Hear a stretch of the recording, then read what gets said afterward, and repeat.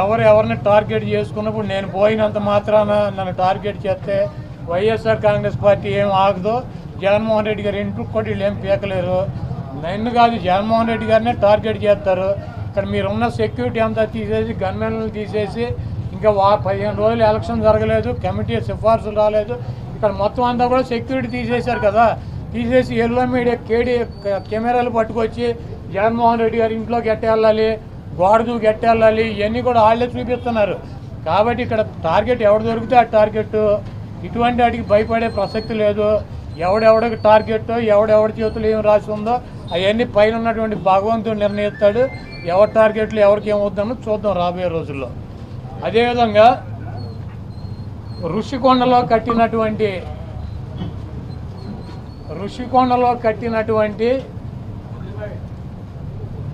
పర్యాటక కేంద్రంలో కట్టినటువంటి భవనాలని ఈ సిగ్గు తెలుగుదేశం పార్టీ, ఈ సిగ్గు ఎల్లో మీడియా అది జగన్మోహన్ రెడ్డి గారి నివాసం అని చెప్పి చూపిస్తున్నారు 3 రోజుల నుంచి. వెళ్ళి జగన్మోహన్ రెడ్డి గారు అక్కడ నివాసం ఉన్నాడా? జగన్మోహన్ రెడ్డి గారు 2014 నుంచి 19 దాకా ప్రతిపక్ష నాయకుడిగా ఉన్నాడు. ఆయన కార్యాలయం లోటస్ పాండ్, ఇల్లు లోటస్ పాండ్. ఆయన లోటస్ పాండ్ హైదరాబాద్ నుంచే ప్రతిపక్ష నాయకుడికి ఉన్న 5 సంవత్సరాలు నడిపాడు. ముఖ్యమంత్రి అయిన తర్వాత 5 సంవత్సరాలు ఈ తాడేపల్లిలో ఉన్నటువంటి ఇల్లు, క్యాంప్ ఆఫీస్ ఇక్కడి నుంచే నడిపాడు. ఆయన కార్యాలయాన్ని కానీ ఇంటిని కానీ. జగన్మోహన్ రెడ్డి గారి రక్తంలో లేదు.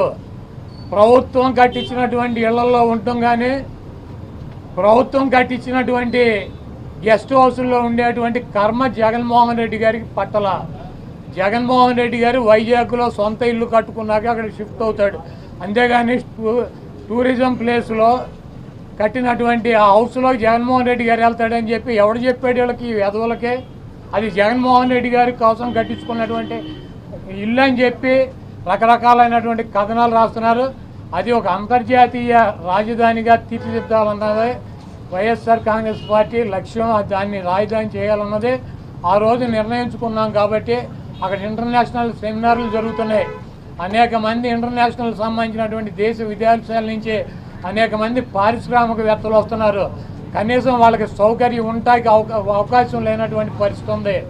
కాబట్టి ఉత్తరాంధ్రలో ఉద్దానంలో దాదాపు 700 కోట్ల రూపాయలు పెట్టి హాస్పిటల్ కట్టించారు కిడ్నీ పేషెంట్ల కోసం అని చెప్పి. అదేవిధంగా విజయనగరం కావచ్చు, లేదా పార్వతీపురం కావచ్చు, ఉత్తరాంధ్రలోనే 650 కోట్ల రూపాయలు పెట్టి ఒక్కొక్క మెడికల్ కాలేజీ కట్టించారు. అదేవిధంగా టూరిజం ప్లేస్లో అంతర్జాతీయ సంస్థలు కానీ వ్యక్తులు కానీ వచ్చినప్పుడు అక్కడ ఒక విధిని ఉండాలని చెప్పి ఒక మంచి భవనాన్ని నిర్మిస్తే 7 బిల్డింగులు అయ్యి, ఒక బిల్డింగ్ కాదు 7 బిల్డింగుల్లో జగన్మోహన్ రెడ్డి గారు ఉండరు. 7 బిల్డింగులు కట్టారు. ఆ 7 బిల్డింగుల్లో 7 బ్లాకుల్ని చూపించేది జగన్మోహన్ రెడ్డి గారు 450 కోట్ల రూపాయలు పెట్టి ఇల్లు కట్టుకున్నారని చెప్పి ఈ దుర్మార్గమైనటువంటి ప్రచారం చేస్తున్నారు. ఇవన్నీ కూడా ప్రజలు గమనిస్తారు. చంద్రబాబు నాయుడుకి ఇచ్చినటువంటి వాగ్దానాలు నెరవేర్చలేక నీకు సూపర్ 6లో పెట్టినటువంటి 1500 రూపాయలు ఇస్తానని చెప్పావా, చెప్పలేదా? 18 సంవత్సరాలు దాటిన వాళ్ళకి. రేపు 1వ తారీఖు నీకు దమ్ముంటే 20 లక్షల మంది నిరుద్యోగులకు 3000 ఇస్తానని చెప్పావా లేదా? దాని గురించి చెప్పండి. నువ్వు దొంగ వాగ్దానాలు చేసి అధికారంలోకి వచ్చావు. నువ్వు దాని గురించి మాట్లాడండి ముందు. మీరు ఈ వాగ్దానాలను డైవర్ట్ చేయాలని చెప్పి ఒకటి తీసుకెళ్ళి 4 కెమెరాలు బాత్రూములు, లెట్రిన్లు, టబ్బుల్లో పెట్టి 30 లక్షలు పెట్టి బాత్రూమ్ కట్టాడు. జగన్మోహన్ రెడ్డి గారు ఇల్లు అది. జగన్మోహన్ రెడ్డి గారు ఎప్పుడన్నా ప్రభుత్వ కార్యాలయాలు ఉన్నాడా? జగన్మోహన్ రెడ్డి గారు ఎప్పుడన్నా ప్రభుత్వం గెస్ట్ హౌస్లో ఉన్నాడా? జగన్మోహన్ రెడ్డి గారు ఇల్లు కట్టించుకుని వెళ్తాడు వైజాగ్. నీకు మళ్ళీ ఎవడో కొంపలో దూరేటువంటి పరిస్థితి జగన్మోహన్ రెడ్డి గారికి ఉండదు. కాబట్టి జగన్మోహన్ రెడ్డి గారికి కట్టించినటువంటి ఇల్లు కాదు అది. అది టూరిజం సంస్థ ద్వారా టూరిజానికి సంబంధించి కట్టించినటువంటి 7 బ్లాకులు వాటిని కట్టారు. వాటికి 400 కోట్ల రూపాయలు ఖర్చు పెట్టి అంతర్జాతీయ సెమినార్లు పెట్టినప్పుడు రాష్ట్రపతితో ప్రధానమంత్రి ఈ రాష్ట్రానికి రాజధాని కాబట్టి అది విఐపీలు వచ్చినప్పుడు అక్కడ వసతి గృహాలు ఉండాలని చెప్పి వాటిని అంతర్జాతీయ స్థాయిలో నిర్మించారు తప్పించి అది జగన్మోహన్ రెడ్డి గారి కోసం కట్టినటువంటి ఇల్లు కాదు.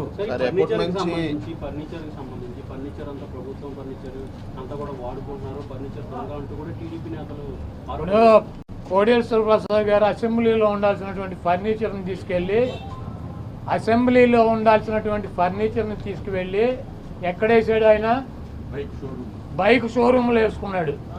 అసెంబ్లీలో ఉండాల్సినటువంటి ఫర్నిచర్ బైక్ షోరూంలో వేసుకుంటే వాడిని దొంగ అంటారు.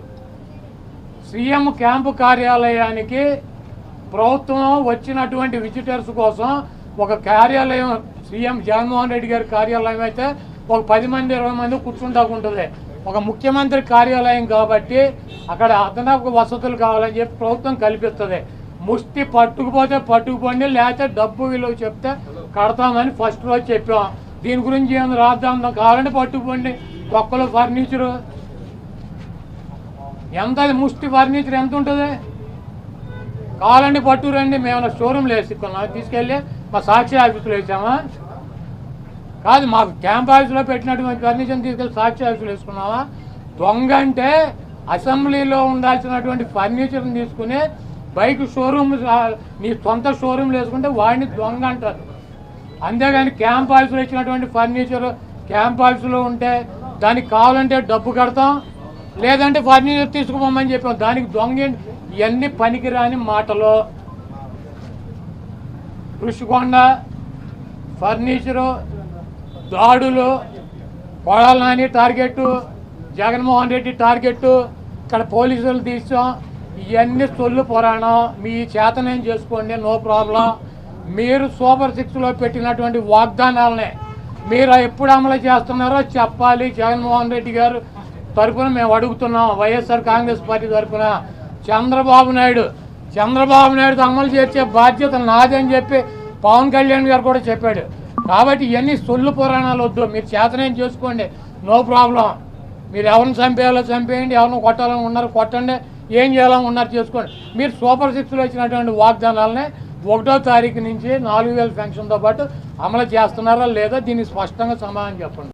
18 సంవత్సరాలు దాటినటువంటి ప్రతి మహిళకి 1500 పెన్షన్ ఇస్తా అన్నాడు. రేపు 1వ తారీఖు ఇస్తున్నాడా? దాని గురించి మాట్లాడట్లా. 3 గ్యాస్ సిలిండర్లు ఇస్తా అని చెప్పాడు.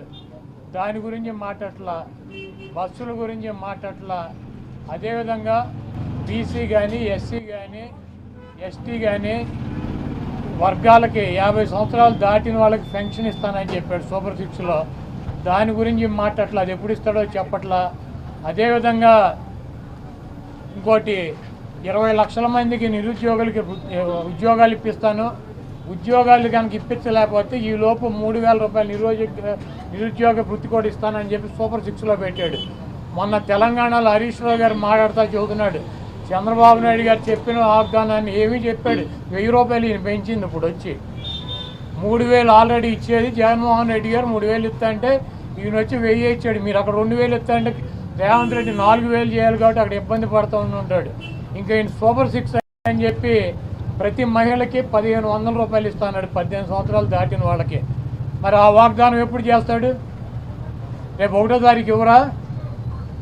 కాబట్టి తెలుగుదేశం పార్టీ ఆయన ఇచ్చినటువంటి వాగ్దానాలను, చంద్రబాబు నాయుడు చేసినటువంటి వాగ్దానాలని పక్కదారి పట్టించడానికి ఊరికినే మొన్నేమో పోలవరం వెళ్ళి వచ్చాడు సోమవారం, మళ్ళీ గురువారం ఏమో అమరావతి వెళ్ళి వచ్చి అక్కడ ఎన్ని తిరిగి ఈయన కాలక్షేపం కబుర్లు, కాలక్షేపం మాటలు, ఊరికినే ఆయన వెళ్ళి అటు ఇటు తిరిగి రావటం తప్పించి ఎప్పుడు నువ్వు సూపర్ 6 అమలు చేస్తున్నావో స్పష్టంగా చెప్పాలని చెప్పి మేము డిమాండ్ చేస్తున్నాం.